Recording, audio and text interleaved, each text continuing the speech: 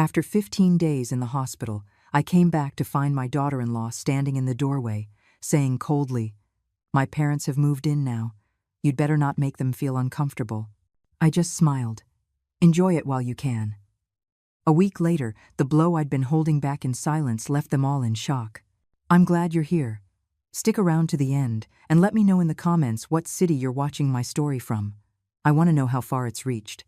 I was sitting in the back of the taxi, my back aching and my hands trembling as I clutched my old cloth purse. 15 days laid up after a hip replacement surgery had left me drained. During those endless days in that white hospital room, all I dreamed of was returning to my home, the place my husband, William, and I had built with so much effort. But no one came for me. Not a single call, not a word of comfort from Michael, my son, or from Jessica, my daughter-in-law. I handled my own discharge paperwork, packed my things, and called a cab myself. My heart was heavy, but I kept telling myself, "They're probably just busy. I'm sure they're waiting for me at home." "What's the address, ma'am?" the driver asked in a monotone voice. "Number 14, Magnolia Lane," I replied, trying to sound calm. "The white house with the green fence." He nodded without another word. I looked out the window, watching the familiar streets of our suburban Ohio town pass by. Every corner, every tree brought back memories. When William and I used to take Michael to school, or those afternoons sitting under the rosebush in the garden, laughing as a family. Now William was gone, leaving just Michael and his little family. I hoped, even just a little, that they would welcome me with a hug, or at least a smile. The taxi pulled up in front of the house. I saw the gate was ajar, not locked as it usually was. In the driveway sat an unfamiliar black SUV, parked right where Michael used to leave my granddaughter Lily's bicycle. I felt a sense of foreboding, but I pushed it aside, thinking maybe they had visitors. I paid the driver. I got out, stumbling with my bag in hand. The pain from the surgery still shot through me. Every step felt like lead. I pushed open the gate, crossed the yard, and stood before the familiar wooden front door. I knocked gently, waiting. The door swung open. Michael was standing there, tall, his face serious. His eyes, the same ones that used to look at me with a son's affection, now only showed distance. I smiled weakly, trying to hide the pang in my chest. "I'm home, Michael," I said, my voice hoarse with fatigue. He didn't move, no smile, no hug. "You can't come in here," he said flatly, as if speaking to a stranger. I froze, as if I'd been slapped. "What did you say?" I asked, my voice trembling, praying I had misheard. I took a step forward, trying to get past him, but Michael blocked the way. Then I saw Jessica behind him, holding Lily in her arms. Her eyes scanned my body from head to toe, as if sizing up an old piece of furniture. Then she turned her face and shouted with her chin held high, "Dad, Mom, come on out." From the living room, Richard Davis, Jessica's father, emerged with a glass of wine in his hand, walking as if he owned the place. Behind him came Barbara, her mother, with her arms crossed and a twisted smile that chilled me to the bone. I still didn't understand what was happening when Jessica spoke in an icy voice. "As of today, my parents live here. You'd better not make them uncomfortable. From now on, you no longer live in this house." Her words were like a knife straight to my heart. I looked at her with fury and then glanced over her shoulder into the house. Near the garage, cardboard boxes were stacked high. On each one, written in black marker, were the initials C.M.W. My name, Carol Marie Wallace. My things, the memories William and I had collected over a lifetime, tossed outside like trash. I gripped the door handle tightly, fighting not to break down. "This is my house," I said, my voice choked. "I put my blood, sweat, and tears into building it. You have no right." Barbara stepped closer, her tone mocking. "We've already taken care of everything for you. Your things are already outside. Now, don't be a bother." I looked into her eyes, searching for a shred of humanity, but I only found contempt. Michael, my son, the boy I had held, whose hand I had taken on difficult days, was right there, and he pushed me away from the door, without a word, without a hint of doubt. Jessica chimed in, her voice like ice. "Don't insist. You can't come back here." Lily, The little one, just 3 years old, began to wail in her mother's arms. Her cries tore at my soul. I wanted to reach out and hold her, to tell her that her grandmother was here, that I would never leave her alone, but Jessica carried her inside, slamming the door shut.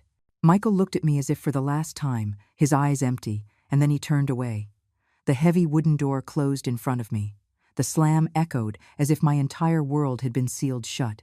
I stood paralyzed on the threshold, the late afternoon sun falling on the boxes piled by the garage. The slam of the door still echoed in my head, like a hammer shattering what little was left of my heart. Mrs. Gable, the neighbor who had lived next door for over 20 years, walked by slowly. She stopped, looked at me with pity, as if she wanted to say something, but just shook her head and continued on her way. I wanted to call out to her, to ask if she knew anything, but my throat closed up and I couldn't speak. I was left there, alone, with the boxes containing my entire life thrown out like garbage. I dragged my feet over to the boxes. I fell to my knees, and with trembling hands, I opened one. Inside, my clothes were jumbled together, mixed with family photo frames and small trinkets. A porcelain bowl, a wedding gift from my mother, lay there, its rim chipped. I picked it up, my fingers tracing the crack, and felt the pain expand in my chest. It wasn't just an object, it was memories, the days and nights William and I had shared building our life. I clutched the bowl to my chest as tears streamed down my face. "Why, Michael? Why?" I whispered, but only the wind answered. Suddenly, the front door creaked open. I looked up with a glimmer of hope, thinking Michael had come to his senses, that he would run to me, hug me, apologize, tell me it was all a misunderstanding. But no, he just stood there, avoiding my gaze, and tossed a bundle of papers onto the steps. "This is the power of attorney agreement. You signed it yourself," he said in a cold, emotionless voice. "Everything is legal, so don't even think about making a scene." With trembling hands, I picked up the papers, flimsy yet heavy as a stone on my chest. My signature was there, clear, the same one I had signed hundreds of times. But looking at them closely, I froze as I remembered signing them in the hospital, before the surgery, when I could barely sit up. Jessica had given them to me, smiling sweetly, telling me they were insurance forms so the hospital could cover the expenses. "Just sign these, Carol. I'll take care of everything," she had said, her voice as sweet as honey, and I believed her. I put my signature down without reading a single line, because I thought she was my daughter-in-law, that she was family. The paper clearly stated, "Power to transfer all assets and finances to Michael Wallace and Jessica Davis. The house on Magnolia Lane, the money I had saved my entire life, everything William and I had built with so much effort, now belonged to them." I looked up and saw Richard in the doorway, shrugging as if it were all obvious. "See? It's all legal," he said in a slick, salesman-like tone. "You have nothing to do with this house anymore." Barbara, Jessica's mother, was behind him, shaking her head with an air of pity, but in her eyes, cold and filled with contempt, was the truth. She didn't feel sorry for me. She was mocking me, an old, weak woman, betrayed by her own son. I tried to stay strong, but my voice trembled when I asked, "And what about my savings? Without money, how am I supposed to live?" I looked directly at Michael, hoping he would at least speak up, say something to defend his mother. But Michael just lowered his head, silent, like a shadow. Jessica reappeared, no longer holding Lily, walking confidently like someone who had won a battle. "You're no longer capable of managing your finances," she said, her voice sharp as a knife. "That's why we decided to hold on to that money for the good of the family." The good of the family? Those words from her mouth were like another slap. Family to me meant dinners together, Lily's laughter as I pushed her on the swing in the garden. And what did it mean to her to take everything I had? Richard clapped Michael on the shoulder, signaling for him to close the door. I looked at him, pleading for even a sign, a flicker of regret, anything that would remind me of the son I once loved. But he just bowed his head and pushed the door until it was shut. The slam echoed, cutting off the last spark of hope within me. I hugged the cardboard box tightly, feeling the whole world crashing down on me. My legs gave out. The pain from the surgery shot through me, but nothing compared to the pain in my heart. I had lost the house, the money, and now my only son. I dragged my feet to the corner, the cold evening wind drying the tears on my cheeks. I called a taxi, my voice so hoarse the driver had to ask, "What was that, ma'am?" "Take me to a small hotel, anyone," I replied, too exhausted to think anymore. As the car pulled away, I turned to look at the house one last time. The green fence, the wooden door, and the rose bushes in the garden, all of it was now just a memory. The taxi stopped in front of a small hotel in the center of town. The neon lights flickered over a dim sign that read, "Magnolia Royal." I stumbled out, clutching the cardboard box that held the broken pieces of my life, my legs still shaking from the shock of being thrown out by my own son and his wife. The driver looked at me with a bit of curiosity, but I just nodded in thanks and went on my way. I didn't want anyone to see me cry. I didn't want pity from anyone. I had already lost too much, but my pride was the last thing I had left. At the front desk, I got the key to my room, a small space on the 3rd floor. The clerk, a young man with a kind smile, saw me struggling with my hospital bag and the cardboard box and rushed to help. "Let me get that for you, ma'am," he said, his voice full of youthful energy. I managed a weak smile, feeling a small warmth in my chest from this unexpected kindness in the middle of my life's storm. When the room door closed, I set the box on the floor and sat on the edge of the bed as a wave of exhaustion washed over me. The small room, with its beige-painted walls and a faint smell of disinfectant, was a stark reminder that I was now a stranger in my own life. I opened the box, my hands trembling as I took out what was inside. An old photo appeared, taken at my wedding to William, more than 30 years ago. His radiant smile, his jacket a little too big in the shoulders, and my eyes sparkling with hope for a happy future. The corner of the photo was torn, just like my own heart at that moment. I placed the photo on the table, caressed it gently, and whispered, "William, if you were here, what would you do?" But only silence answered. I picked up my cell phone, took a deep breath, and dialed the number of Helen Grant, the only friend I still trusted, the one who had promised she would always be by my side, no matter what. "Carol, what's wrong?" Helen's voice came through on the other end of the line, warm but full of concern. I could also hear her hurried footsteps, as if she could already sense that something was terribly wrong. "Can you come to the Magnolia Royal Hotel, room 128, right now?" I said, trying to stay calm. "Don't forget to bring the folder I gave you last year." She didn't ask any more questions, just replied firmly, "I'm on my way." That decisiveness in her voice made me feel like a spark of light had just been lit in the darkness. An hour later, Helen appeared with her old leather briefcase in hand. She entered the room, set it on the table, unlatched it, and pulled out a bank folder that I had entrusted to her last year, after William passed away. "Carol, I had the bank review this," she said in a firm voice, though her eyes reflected unease. "There were illegal withdrawals while you were in the hospital. Over $250,000 is missing. What happened?" I felt a lump in my throat and had to sit down to keep from falling. $250,000.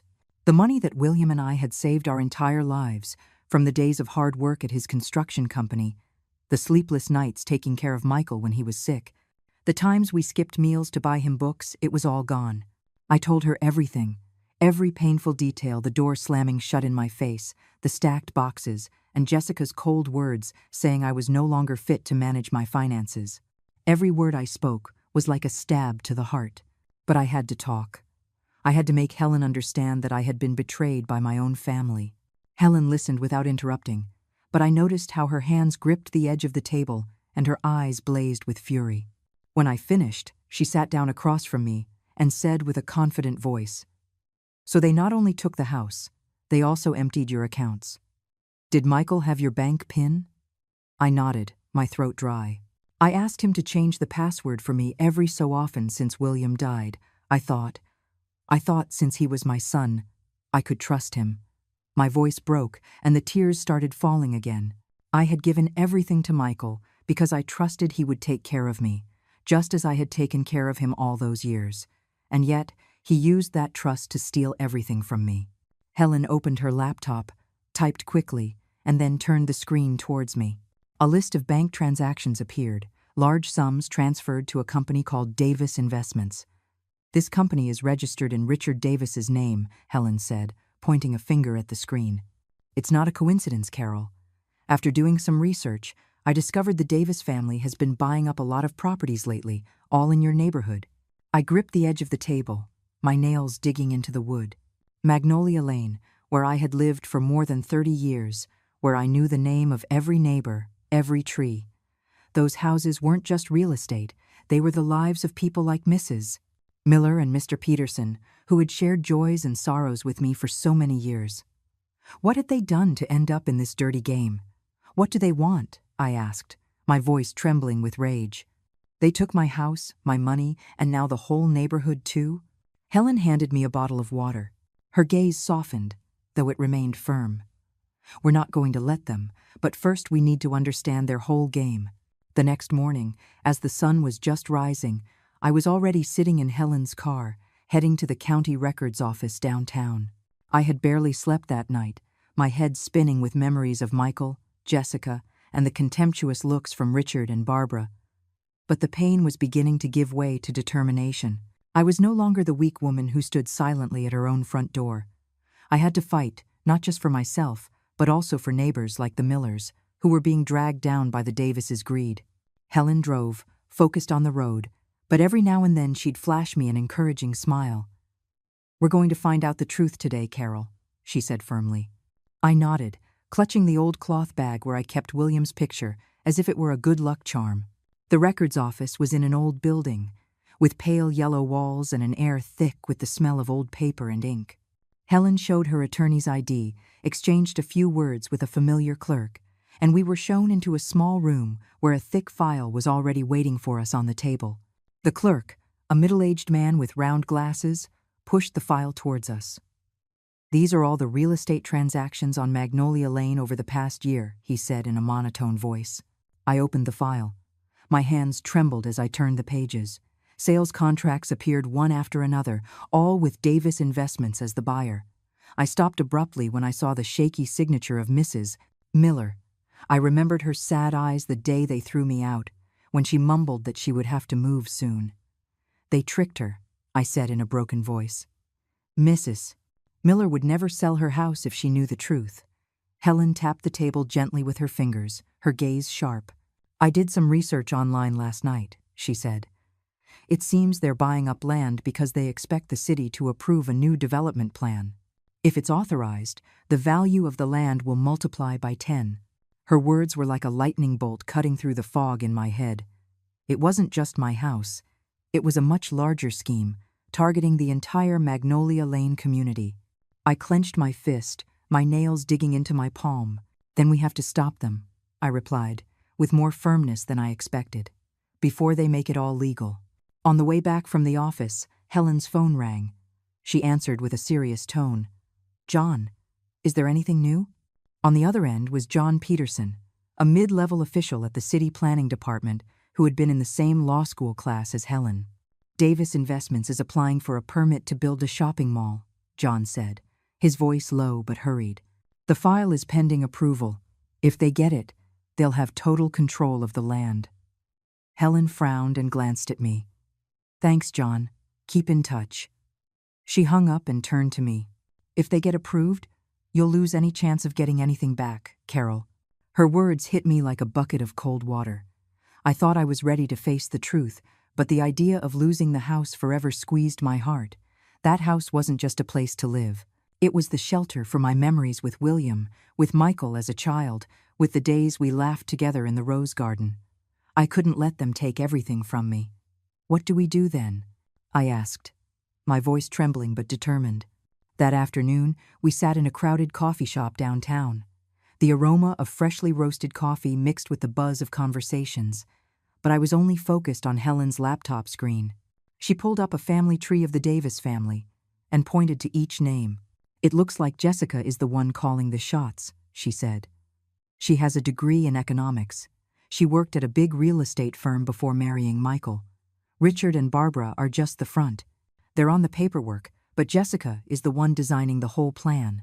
I fell silent, her image burned into my mind. I remembered the moment she stood at my door with Lily in her arms, kicking me out without a second thought, without a hint of remorse. I also remembered when she came to the hospital. She put a stack of documents in front of me, and smiled sweetly. "Sign here, Mom. It's just an insurance application." At that moment, I was so weak I couldn't read. I trusted her and signed, and now I understood. It was a planned trap from the start. "She deceived me," I said, a lump in my throat. I treated her like a daughter. Helen placed a hand on my shoulder. Her gaze was soft but firm. "If you're okay with it, I can contact Detective Miller," she said. "I know him from a previous case. He's reliable, and I suspect their plan goes beyond just taking your house. But you have to be ready, Carol. Being the main witness isn't easy." I looked her straight in the eye, feeling a flame ignite in my chest. "I want to get everything back," I replied without hesitation. "The house, the assets, and also justice for my neighbors. I'm not going to let them hurt anyone else." Helen smiled with pride.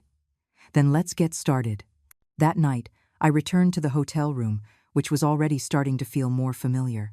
I sat at the table, opened an old notebook, and began to write down every detail I could remember about Michael, Jessica, Richard, and Barbara.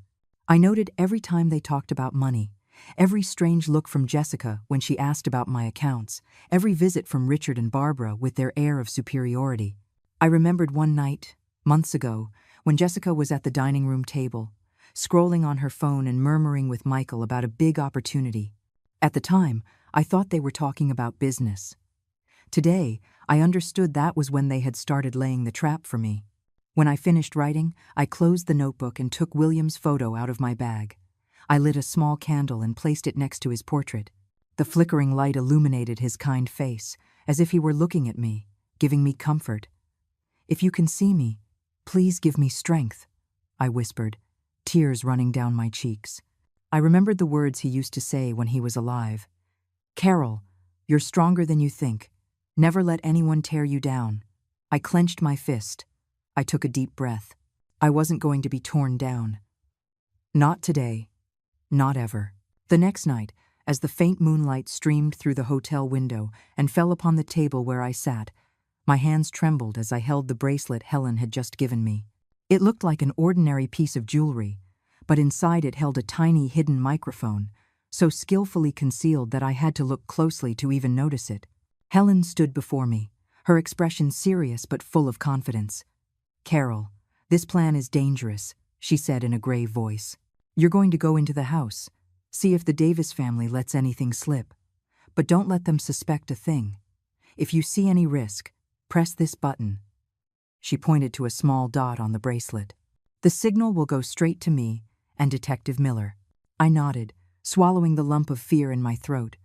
The thought of going back to that house, the place I once called home, now taken over by con artists, made my heart pound. But I had no other choice. I had to find evidence. I had to expose their plan, not just for me, but also for neighbors like Mrs. Miller, whom they were driving to despair. I put on a loose coat, hid the bracelet under the sleeve, and looked at Helen. "I'm ready," I said, though inside I wasn't sure I had the courage. Around midnight, I rented an old car from a driver I knew from the corner.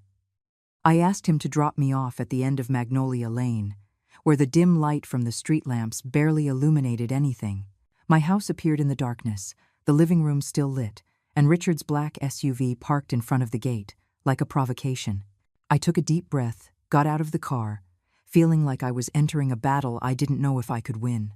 Following Detective Miller's instructions, I went down the alley that led to the backyard, the same way Michael used to sneak in when he was a teenager and forgot his keys. Back then, I'd scold him for being careless, but now that same path was my only way to justice. The back door to the kitchen was slightly ajar, just enough for me to hear voices from inside. I pressed myself against the wall, my heart hammering in my chest, trying to hold my breath. Inside, Richard was sitting at the dining table with a thick stack of documents in front of him. He was speaking in a calculating tone. "The name Carol Wallace will give us access to a $300,000 line of credit. With one more forged signature, the bank won't suspect a thing." Barbara, beside him, raised her wine glass and nodded with a mocking smile. "She's useless now," she said with contempt. "A few more signatures, and we'll have everything." My blood boiled, but I forced myself to stay calm. I slid my hand to the bracelet and pressed the record button. A faint click sounded, and I prayed it was enough to capture every word. What they were saying felt like daggers to the heart, but it was also the proof I needed. I stood motionless, holding my breath, listening to every sentence. Suddenly, Richard's cell phone rang. He put it on speaker, and Jessica's voice filled the room, cold but with a hint of nervousness. "Dad, Michael is still having second thoughts. I told him there's no turning back, but he keeps saying he doesn't want to hurt his mom." "I'll handle him," Richard growled. His hand slammed the table. "He has no right to choose, Jessica. Force him to do it. If he betrays us, we'll throw him away just like we've done with the others." His words chilled me to the bone. Who were the others? How many more people had been destroyed by them?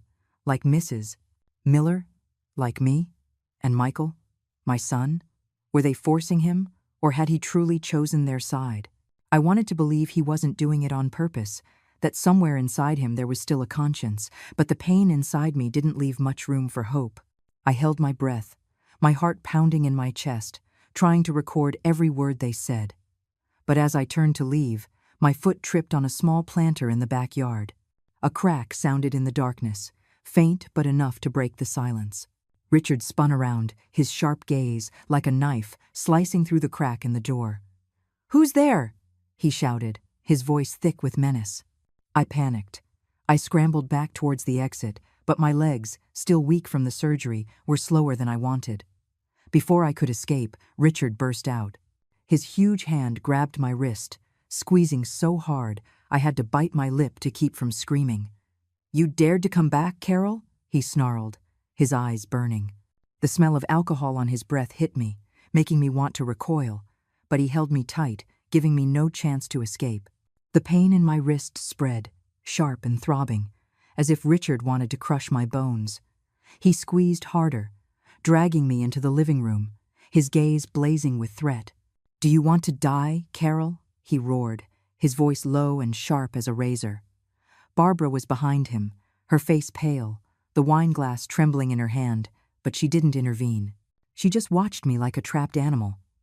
I gritted my teeth, trying to twist my wrist to press the signal button on the bracelet Helen had given me.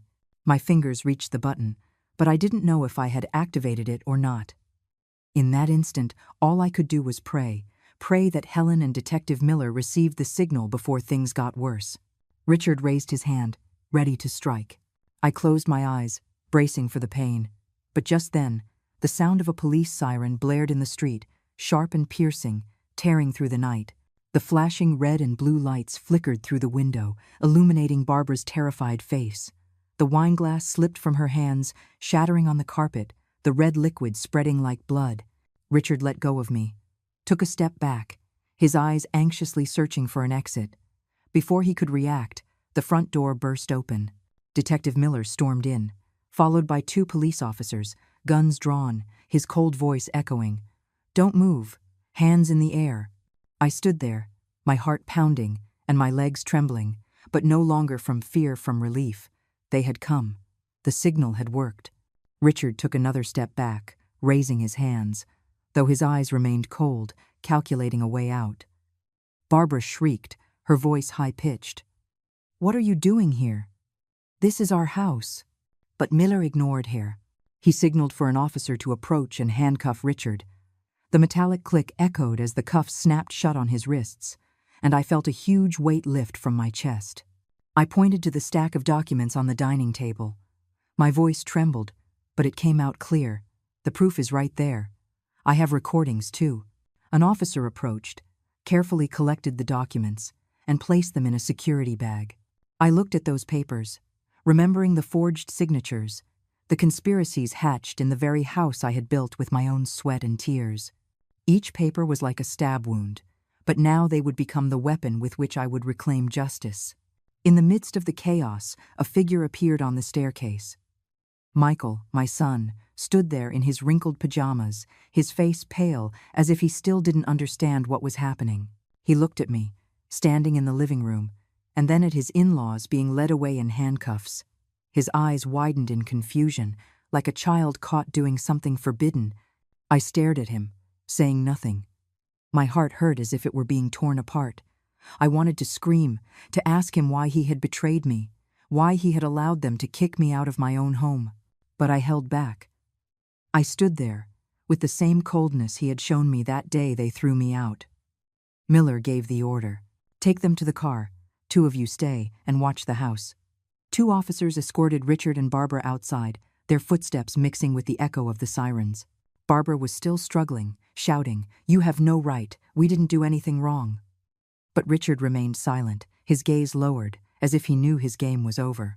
I stood still, watching them being taken away, feeling as though a hurricane had passed, leaving me in a painful calm.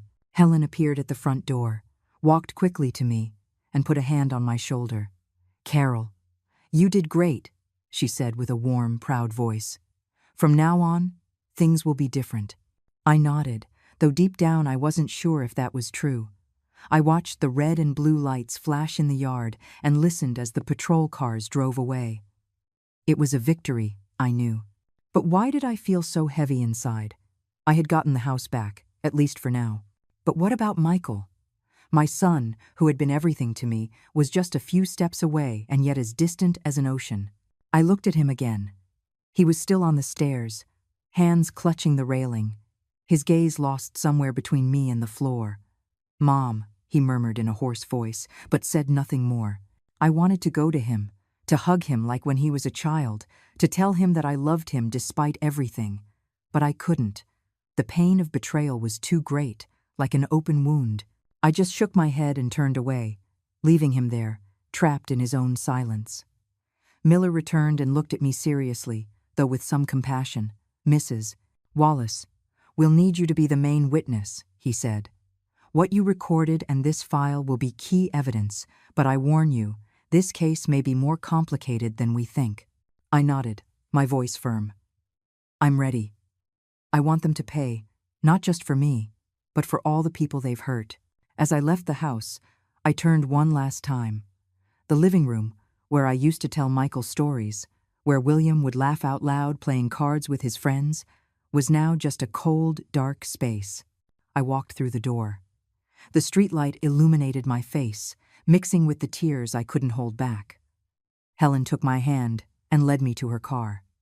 "You were very brave, Carol," she said. "William would be proud of you." I didn't answer, just looked out the window as Magnolia Lane disappeared into the darkness. I knew this was just the beginning. The Davis family's network had been partially exposed, but there were still Michael, Jessica, and other hidden secrets. The next morning, the dim light entering through Helen's car window illuminated my face without managing to erase the chill inside me. I remained silent, hugging the old cloth bag where I kept William's photo, the only thing I had left of those happy days. Helen drove, occasionally glancing at me, with concern but also with determination. "Today won't be easy, Carol," she said in a grave voice. "But you've come this far. Let's finish this." I nodded, without speaking, but deep down I knew I couldn't turn back. Not after everything I had been through. We arrived at the detective's office in town, a gray building with long corridors and the echoing sound of footsteps. Detective Miller was waiting for us in a small room, with a map of the Magnolia Lane neighborhood spread out on the table. He pointed to the red marks that identified each house already transferred to Davis Investments. "They didn't just deceive you, Mrs. Wallace," Miller said, his voice serious but filled with indignation. "This is an organized fraud ring. They've targeted dozens of people in the neighborhood, taking advantage of trust and lack of information to steal houses and land. We need to stop this entire network." I looked at the map. The red marks looked like bleeding wounds on the neighborhood I had once loved. Each mark was a story, a family pushed to despair. I thought of Mrs. Miller, of her sad gaze when she talked about having to move. I thought of Mr. Peterson, the neighbor who used to bring me donuts for every holiday. They were all victims, just like me. "I'll help," I said firmly. Miller slid a cooperation agreement form towards me. I signed my name. Each stroke was a promise that I would not let them hurt anyone else. In the afternoon, a convoy of police cars quietly approached the Magnolia Lane neighborhood. I was in Miller's car, my heart pounding as I saw my house appear in the distance. The green iron gate was still there, but it was no longer the entrance to a home, but to the battlefield I had to face. Miller looked at me and spoke in a serious tone. You will go with us to identify the property and the people inside. If at any moment you don't feel well, just say so. I nodded, trying to stay calm, although inside I knew I was about to face the most painful part. Watching Michael and Jessica get arrested. When the car stopped, I saw Michael on the porch, biting his nails with a nervous gesture. His face was gaunt, his eyes sunken, as if he hadn't slept in days. Looking at him, my heart sank. He was the son I had raised, whom I had loved more than myself. But he was also the one who remained silent when they threw me out of the house. The one who said nothing when Jessica declared that I no longer belonged there. I wanted to run to him, to ask him why, but I held back, forcing myself to stand tall, not letting my emotions overcome me. The front door burst open. Jessica came out carrying Lily in her arms, with the same confident expression as always. But upon seeing me, sitting in the car next to the police, that confidence crumbled. Her eyes widened in surprise, then blazed with fury. "What the hell is she doing here?" she screamed, her high-pitched voice echoing in the yard. How dare she betray the family? That word from her mouth drew a bitter laugh from me. Family? A family doesn't kick a mother-in-law out of her house, doesn't take everything she has. I got out of the car, straightened my back, and looked her straight in the eye. Family, for me, ceased to exist the moment you slammed the door in my face that day, I said in a calm but cutting voice. My words were like a knife. I saw her step back, hugging Lily tighter. Miller gave a signal, and 2 officers moved to restrain Jessica. She struggled, screaming, "You have no right. I'm a mother of a little girl." But the click of the handcuffs cut her off. The neighbors began to gather around the house. The murmurs and pointing grew into a chaotic buzz. My little Lily cried inconsolably as she was separated from her mother. An officer gently took her and led her to another car heading to Child Protective Services. Her cries tore my soul apart. I wanted to run, to hug her, to promise I would protect her, but I couldn't. Not at that moment. I stood still, watching her tiny silhouette disappear behind the car door. Michael was still there, on the porch step, like a stone statue. His gaze was lost, shifting between me and the police. When one of them approached and put the cuffs on him, I saw his shoulders tremble, as if he wanted to say something but couldn't. My heart tore. This was the son I had given birth to, whom I had hugged, for whom I had sacrificed my entire life. And now he was there, handcuffed like a criminal, and I could do nothing to change it. I turned away, not wanting him to see my tears, not wanting him to know that, despite everything, I still loved him. The crowd of neighbors was growing larger. The murmurs were getting louder. Mrs. Miller approached me. With trembling hands, she took mine. "Thank you, Carol," she whispered, her eyes full of tears. "You did what we didn't dare to do. You saved the whole neighborhood." I just nodded, unable to speak, my throat tight. I looked around and saw familiar faces. Mr. Peterson, Diane Fisher, the people who had lived beside me for so many years.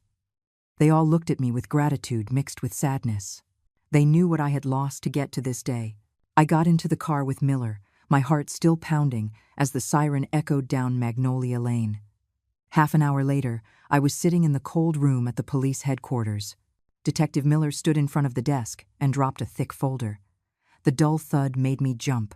"We found this in Richard Davis's safe," he said in a grave but sharp voice, as if he too was trying to contain his anger. I looked down. With trembling hands, I opened the folder and felt my heart stop when I recognized they were copies of my medical records. Every day I spent in intensive care, every prescribed medication, every doctor's note, everything was there, noted with precision, like a diary of my days fighting pain and fragility. "How did they get this?" I asked in a broken voice, feeling as if someone was squeezing my throat. Miller pushed another stack of papers towards me, his expression stern. "There's evidence that Nurse Susan Martin, who attended to you during your recovery, received money from Jessica," he said. "She deliberately altered your medication doses, causing a mild infection to keep you hospitalized longer." His words were like an explosion in my head. I felt dizzy. I had to grip the edge of the desk to keep from collapsing. The memories of those days in the hospital came flooding back. The times Susan would come and give me an injection without looking me in the eye, always in a hurry, as if she wanted to flee. I had thought she was just busy, but she was actually part of the plot. I turned the pages, my heart racing, until I found a life insurance policy. The date of the beneficiary change was 6 months ago, and the beneficiary was Michael Wallace, my son. My signature appeared clearly on the document, but the crooked, shaky handwriting was not my usual one. "That's not my signature," I whispered, my voice choked. I looked at Miller, hoping he would say it was a mistake, but he just nodded with compassion in his eyes. "We suspect this signature was forged," he said, "and this is no longer just a matter of property."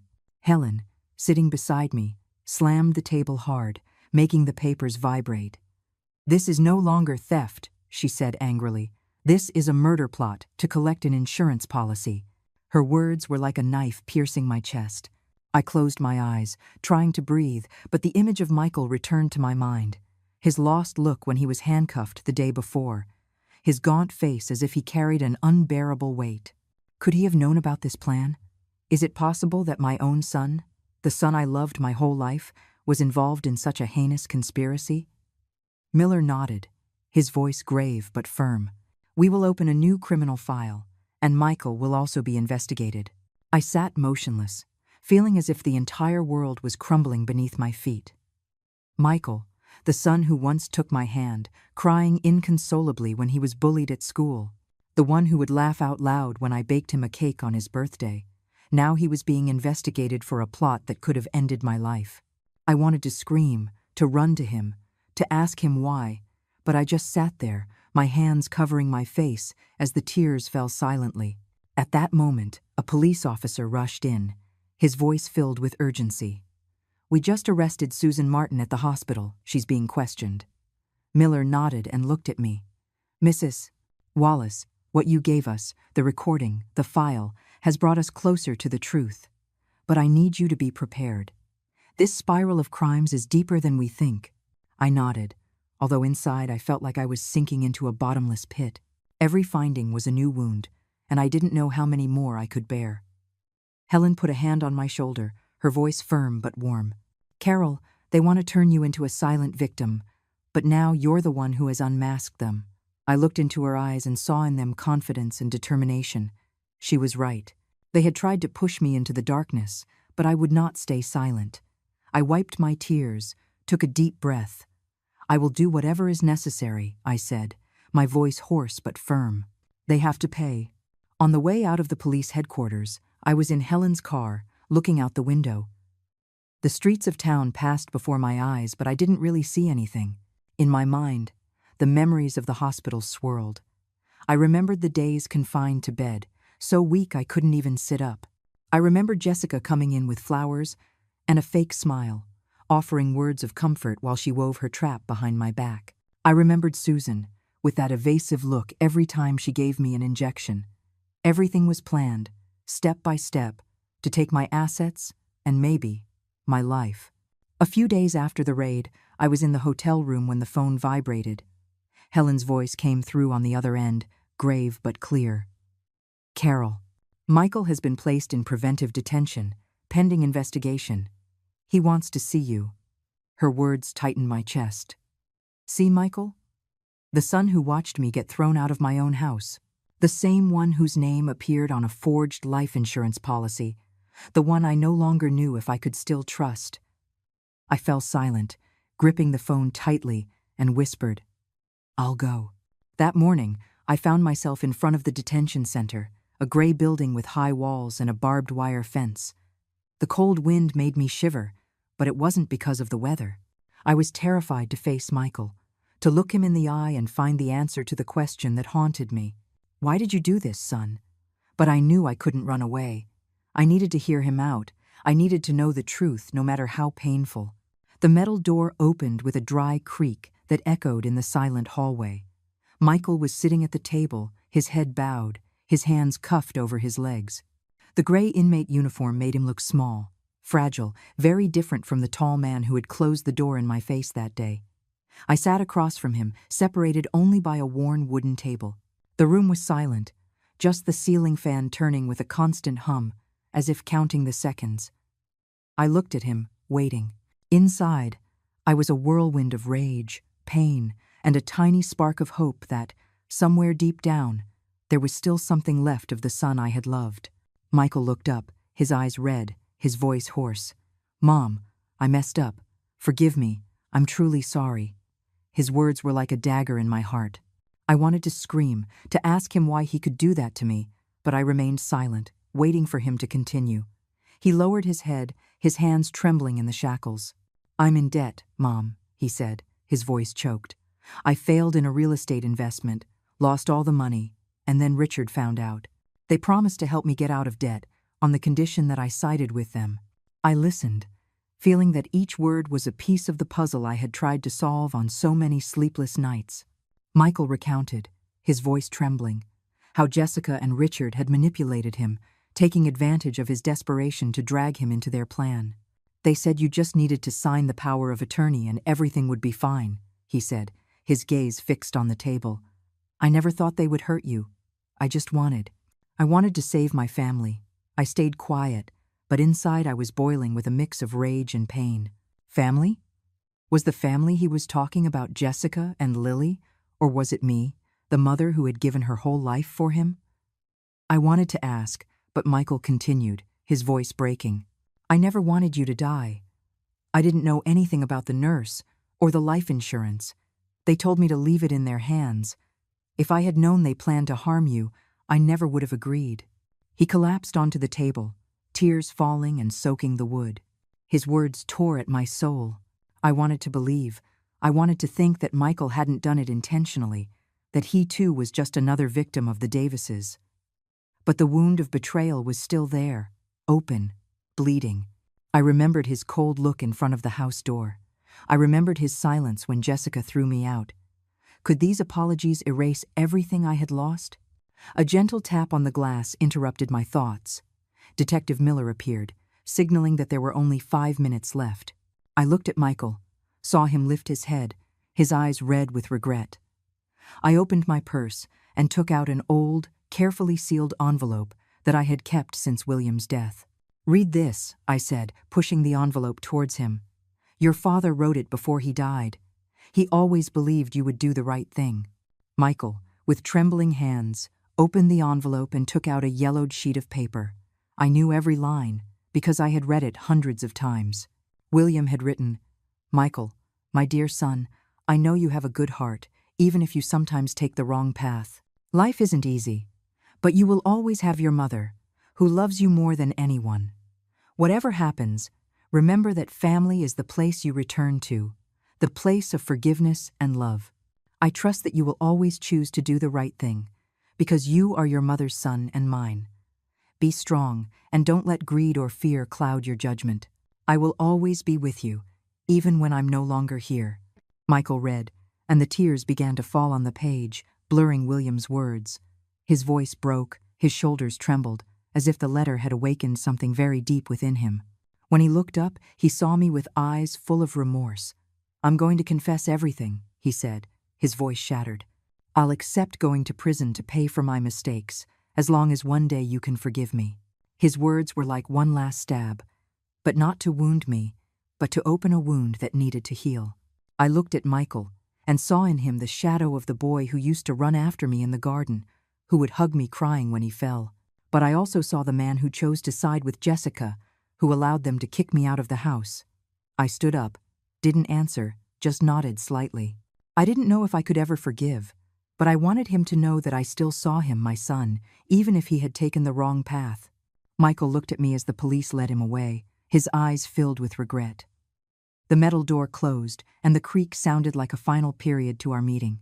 1 month after confronting Michael at the detention center, I sat in the courtroom, my hands gripping the edge of the wooden bench, my gaze fixed on the judge, reading the verdict. The light coming through the window highlighted the dust particles floating in the air, as if the entire room was holding its breath. "Jessica Davis." The judge's voice boomed, firm and solemn. 20 years in prison for fraud, conspiracy to commit theft, and attempted murder. I closed my eyes, as if a huge stone had been lifted from my chest. Then he continued with Richard Davis. 18 years in prison for running the fraud ring. Barbara Davis, 15 years for complicity. And finally, Susan Martin, the nurse who tried to deliberately infect me, 8 years in prison for illegal medical practices. When they named Michael, my heart sank. Michael Wallace, the judge said, 3 to 5 years in prison, with a reduced sentence for cooperating as a witness against the Davis family. I bowed my head. Tears fell silently. My son, the son I had loved my whole life, now had to pay for his mistakes. But deep down, there was a sense of relief. He had decided to tell the truth. He had chosen to side with justice, even if it was late. When the trial ended, I stood up and left the courtroom, with the feeling that a painful chapter of my life had closed, although the wound was still fresh. Weeks later, after the police had concluded their investigations, I returned to the house on Magnolia Lane. The old wooden door had been painted a warm brown shade, just how William liked it. I pushed the door and walked in. The scent of roses from the garden wafted in, soft as a greeting. The house was the same, but it was no longer the same home. The walls that had held the laughter of Michael as a child, the nights when William read the newspaper at the table, were now just memories.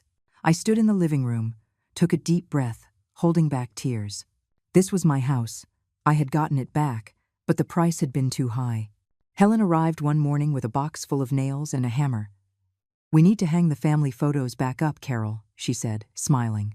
I nodded, and together we opened the cardboard box I had brought from the hotel. A photo of Michael at 5 years old, hugging me tightly in the park with a radiant smile. Another from my wedding day with William, his eyes looking at me with tenderness. We hung each photo on the wall, and with each nail, I felt like I was rebuilding a piece of myself. One afternoon, I heard a knock on the door. Outside were Mrs. Miller and the Peterson family, with a tray of homemade pastries that smelled of cinnamon. "Carol, we are so grateful to you, Mrs. Miller said, her eyes filled with tears. "If it weren't for you, this neighborhood would be lost by now, Mr.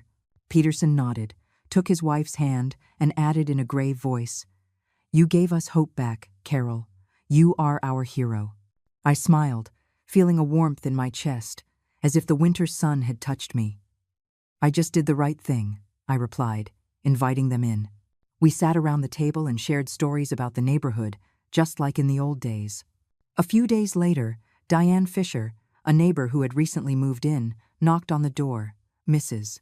Wallace, I'm organizing a reading at the university this weekend," she said with an enthusiastic voice. "Would you like to come with us? I think you'll like it." I hesitated for a moment, but Diane's sincere look made me nod. "All right, I'll go." It was the first time I had stepped out of my own confinement, participating in community activities, talking to strangers who, nevertheless, made me feel alive again. I started getting more involved, from neighborhood meetings to volunteer classes, as if each step was a way of healing my internal wounds. One day, while I was with Helen at our usual coffee shop, I told her about the idea of creating a legal support fund for elderly victims of financial abuse. "I want to call it the William Wallace Foundation," I said, my voice trembling, "to honor his memory and so that people like me, like Mrs. Miller, don't have to fight alone." Helen took my hand, her eyes shining. "That's a wonderful idea, Carol. I will help you make it a reality." Months later, the fund was inaugurated in a small ceremony at the community center. I stood in front of the microphone, looking at the familiar faces of the Magnolia neighborhood and also new people who had come to support. "No one should have to fight alone," I said, my voice choked but firm. "Justice is not just for me, but for all those who were once stripped of their voice. I lost many things, but I found myself, and I want to help others do the same." The applause filled the room, and I saw Mrs. Miller wipe away her tears, Diane smiling, and Helen nodding with pride. That night, I sat in the backyard, with the candlelight glowing next to William's portrait. The soft scent of the roses reminded me of the happy days we had shared. I ran my fingers over the photo and whispered, "Thank you for giving me the strength to keep the house and to find myself." Tears ran down my face, but this time they were not just of pain. They were of liberation, of hope, of knowing that I had done the right thing, that I had survived the storm and become stronger. In that instant, I knew he was smiling at me from somewhere. The story we tell is fictional, but it is based on some real events. The names and places have been changed to protect the identity of those involved. We don't tell this to judge, but in the hope that someone will listen and stop to think. How many mothers are suffering in silence inside their own homes? I'm genuinely curious. If it were you, in my place, what would you do? Would you choose to stay silent to keep the peace? Or would you dare to face it all to reclaim your voice? I want to know what you think, because every story is a candle that can light someone else's path. God always blesses, and I firmly believe that courage leads us to better days. Meanwhile, on the final screen, I leave you with two of the channel's most beloved stories. I assure you they will surprise you. Thank you for staying until the end.